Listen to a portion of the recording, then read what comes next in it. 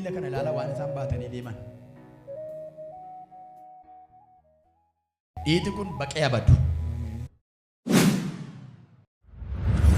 Amma akka barbaadan deemaa Abbaa Waaqayyo isinii keera.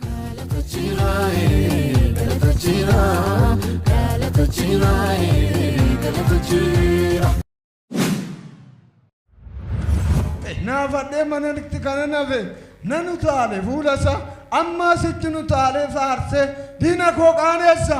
Hallelujah!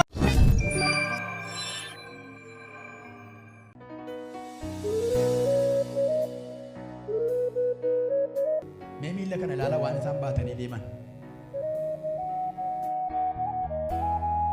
Isaaniif amma kalee irraa fayyada. Deemuu danda'an of danda'anii. Danda'anii gargaarsa namaa. Manni yaalaa maal ittiin jedhu? Dhiibbaa dhiigaa siin qabu, kalee siin qabu. Abbaa akka fayyadaman to'a.